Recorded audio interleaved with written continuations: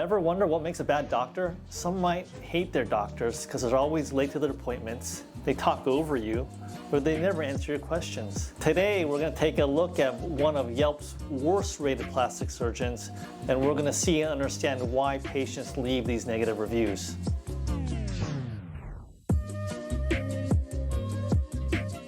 So if a patient like this came into my clinic asking what needs to be done or if I need to do anything with his face, I'd always turn it around and ask him what bothers him about what he looks at in the mirror every morning, right? And you have to base it off of that and come to some realistic expectations. So, not feeling great about this. We'll tell you to give him a Yelp and Google review so you can get $50 off. He tells people if you write a good review for him, he will take $50 off. I was told to write a 5-star Yelp review and I'd get $50 off. Now I'm starting to read that any of his highly rated ratings are lies. So not only is he going office to office, but he's also persuading people to write good reviews, which basically goes entirely against what this show stands for. This show is really all about honest reviews and finding out if they are true for myself, honestly. So, this is a first. So we're gonna go track him down and I guess let him operate on my face.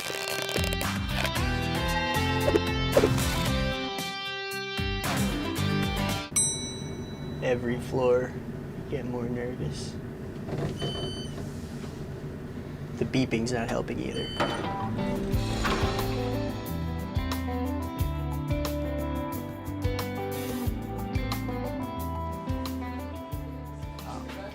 So the question is, what do I think about the pricing that he's offering? It looks a little sus, to be quite honest with you. I mean, prices like that you cannot typically find unless you're using products that you're saying are Botox or Juvederm, you're using these brand names, but are using inferior products or products off the black market. So this already from the get-go is something you should stay away from.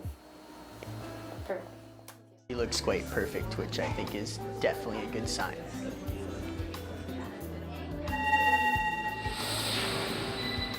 Open, open.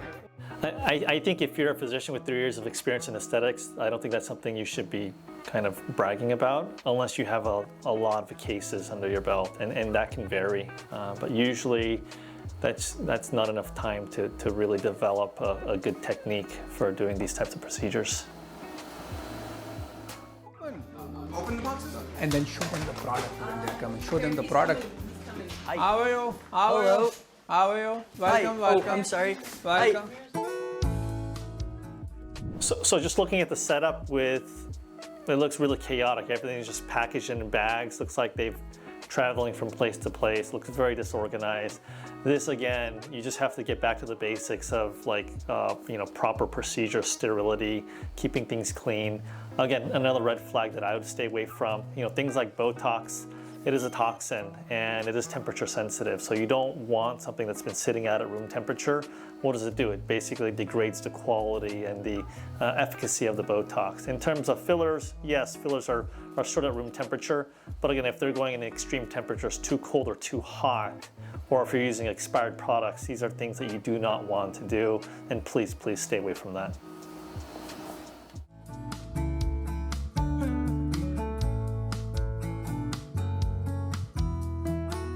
So look in the mirror. Okay. There's nothing to be So concerned you got a lot about. of products here. We have a lot of products. We just got a fresh batch of products. Camera can look into that in the back. This is top of the line right there. Show them the receipts. We just got it. This is our fresh batch of fillers. Bring that batch. We ordered some Juvederm. And they're always stored like this. It's safe for them. I mean, loose products in duffel bags, again, I guess is kind of should raise suspicion. Typically they all come boxed, individual boxes. So again, maybe he's getting them from a wholesaler and basically buying them in bulk or getting them as they become available. Again, these are red flags, things that you should stay away from. Safe for them, how they are. This is Radius. It's also a very good filler. Cool. Dr. Mirza had done a thorough job at showcasing his variety of products, but to help me decide what to get, we needed to do a quick consultation. So let's make it happen. Let's do a quick consultation. Looking at your face, what gives you most age are these lines. What we are doing it is, we are putting laser to show you your volume loss. So you have volume loss here, here, here, here. So basically this little device that he's holding with this red light, it doesn't detect volume loss. That's actually called the AccuVein. That shows where you have vasculature or veins in your face. Typically you can use this to help guide your injections, but it doesn't tell you anything about volume loss. Volume loss, you can just look at the patient's face, or if you have like a good 3D camera, you can assess and actually quantify volume loss that way. But using this little red light, again, it's just kind of thing of tricking your patients into thinking, oh, I'm incorporating all this cool technology into what I do, but really it's nothing. It doesn't really add any value. You have volume loss here, here, here, here. Okay, and so I was thinking, I guess like definitely the forehead, just, you know, a little there if you can. And then I didn't really know that I had an issue like with this. In my clinical judgment. Well, that all sounded good to me, but what about the side? Do I feel he's correct in assessing the smile lines or the nasolabial folds? That's something that everyone has and everyone develops over a certain period of time. It doesn't always necessarily mean that you have to add product or filler there. There's other areas of the face that sometimes need attention, and you can actually address that by not actually putting anything in those lines. What about the side effects from all this Botox and fillers I was about to have? Bumps can happen, bruising can happen, eyelids can droop. Yeah, so commenting on the side effects, like bumps can happen, bruises can happen, droopy eyelids can happen, yes. Typically it's the delivery of how you communicate this to your patients, but being very blunt like that sometimes can turn people off. It would really turn me off. But yeah, you can droop eyelids by improperly placing or using too much Botox or whatever toxin you're using. These things can happen. That's all part of, you know, anytime you're doing Botox, these things can happen. All right, well, Make it happen? yeah, let's do it. Do we shake hands? What do we do now? We do a little... And is there still, I noticed there's like a $50 off coupon you offer, so maybe... Let's make it happen. What's up with the coupon before I start? What's going on with that? The coupon is after the review, you know, once you write us a review, but that's fine. That's to do add with some. the review. We'll do it, no We'll worries. talk later about We'll that, talk I guess. later. And do I just sit here? Sit, All right. sit back and enjoy the ride. First, we are doing some cleaning. As Dr. Mirza cleaned my old face, all there was left to do was sit back and let the artist paint his picture. Up, head up, please. Raise your eyebrows up. It's not going to hurt you. You are a trooper. It's going very well. Oh, that one got me. Raise your eyebrows up. Small pinch, 1, 2, 3. Oh, shit. Beauty is painful, bloody, and costly. So far so good, but my face needed a break, so I decided this was a good time to bring up some of the reviews. I noticed there's a few reviews online, like you have a lot of 5 stars and then you got a bunch of 1 stars. You know, we'll discuss the reviews once I clean my gloves. Yeah. Ready? Yeah, maybe like ones. You'll be fine. Let's go Madam. for it. It's pretty good. So the question is, how is injection skills? Everyone has a different set of injection skills, just whatever you're comfortable with. For me, that's not how I would inject my patients.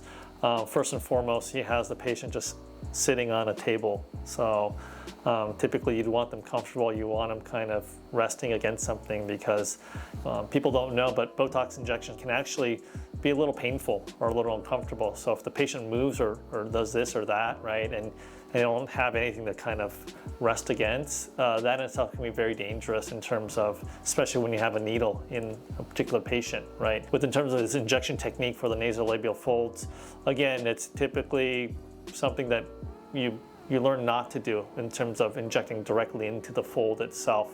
It doesn't really address the problem, and you actually can cause migration of the filler and kind of make things worse.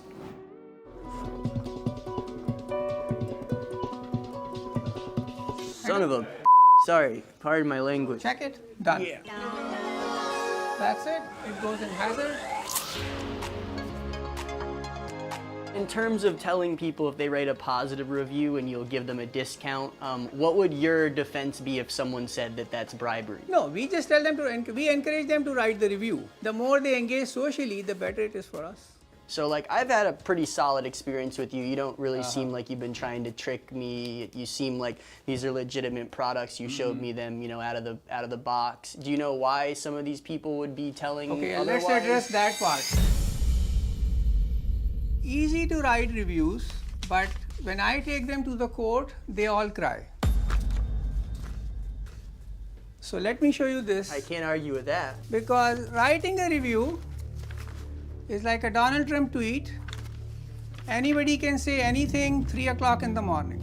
This is a copy of the lawsuit. You've had a lawsuit. I filed lawsuit. Oh, you filed a lawsuit. Against bad reviews. We have deep pockets and deep resources to go after each and every bad review. If somebody is claiming that Botox is coming out of thin air, I will make sure I will take them to the court.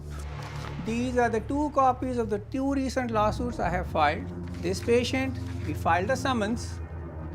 She has no money to offer to get a counsel, and now she's crying. I'm a licensed medical doctor, and I have the capital, I have the resources. I will make sure they all cry. I mean, I trust.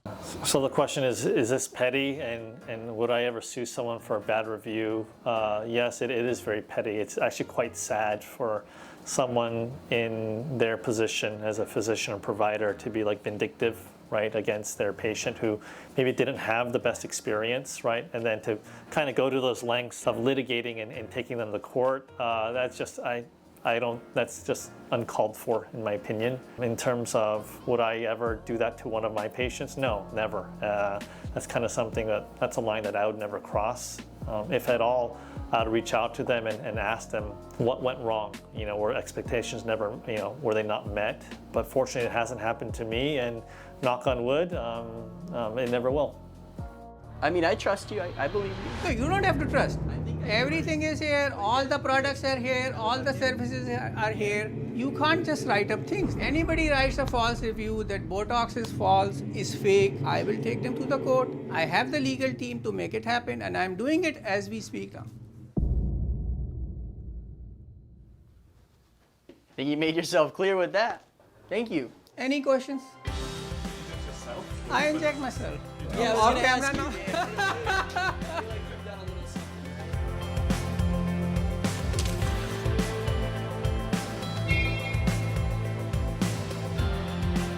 I was certainly more nervous on my way to Dr. Merz's than usual. In some of the reviews they mentioned that he works out of a gym bag. However, I saw at least 5. In the grand scheme of things, Dr. Mirza actually seems quite rational. Everything from the great measures he goes through to prove the authenticity of his products, to his numerous patents, as well as meticulous, something that I honor when it comes to putting needles in my face. When challenged on his negative reviews, he was quick to compare them to 3 a.m. Trump tweets. Perhaps he is right, and the internet has become a haven for temper tantrums. However, the lawsuits against negative reviewers was certainly a bit unsettling. At times, I even felt like I could cry during the procedure, but I sure as hell was not going to cry in front of him.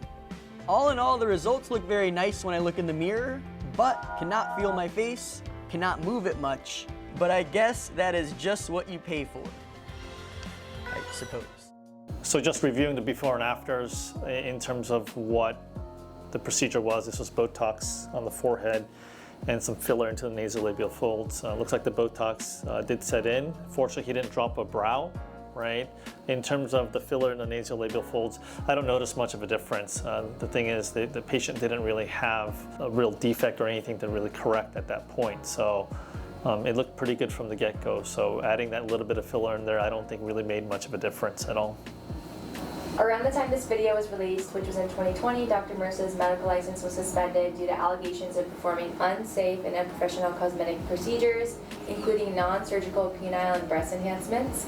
He was accused of operating in makeshift medical spaces, using dermal fillers inappropriately for off-label procedures, and failing to maintain proper hygiene standards. His actions reportedly led to significant harm, including a case where a patient required emergency surgeries following a botched penile enhancement. In May 2024, Dr. Mirza was sentenced to 26 months in prison for his role in a healthcare fraud scheme that targeted Amtrak's healthcare plan. From 2017 to 2022, him and his co-conspirators submitted fraudulent claims for medical services that were either unnecessary or never provided. They recruited Amtrak employees by paying them to allow the use of their insurance information for these false claims. This scheme resulted in over $1.3 million in losses for Amtrak. In addition to his prison sentence, Mirza was ordered to pay $1.37 million in restitution and will face 2 years of supervised release after serving his time. So my reaction to kind of what happened to that particular physician afterwards and all those things, you saw the red flags coming, right? The unfortunate thing is there are a lot of other physicians and practitioners out there that are probably doing things similar to that, right? And you don't hear about them, right? This is one case where we do hear about that. In terms of the other fraud that he was accused of, that's kind of out of my scope, and I'm not going to really comment on that. But in terms of makeshift things and unsanitary conditions, again, red flags already from the get-go. And when we talk about aesthetics and injections and dermal fillers and Botox, you have to practice whatever's in your scope. The things that he did, you always have to know what are the repercussions and how to fix things if things go wrong. Unfortunately, that's one of those things where a lot of newer practitioners, they don't go in thinking about that. They just think of, oh, I can do this, wow, I feel so empowered, I can make all this money. But when the stuff hits the fan, you don't know how to fix it because you haven't prepared or thought about these repercussions. That's one of the big problems, and that comes with kind of a lack of training. But again, unfortunate situation. I'm sure there are more out there. So before thinking about or undergoing any procedure, whether it's surgical or non-surgical, trust and verify. So make sure that the practitioner is licensed, right? Has a clean facility, understands the expectations of what you're trying to do. In a case like this, which is unfortunate, you could tell there are a lot of red flags all over the place. So this is a place where I would have just felt really uncomfortable from the get-go and would have never had any type of procedure. So those are things that you want to stay away from. And obviously always check and verify and trust your gut, right? Don't feel pressured in doing any procedure. If the person that you're with is giving you a consultation, is trying to push you into this and this and this, and you don't feel comfortable, back away. That's the best thing you can do, and rethink it. Never rush into the things. There's always time to get these things done. So if you like today's video, the education, the content, please make sure to follow, comment, and I'll see you again soon.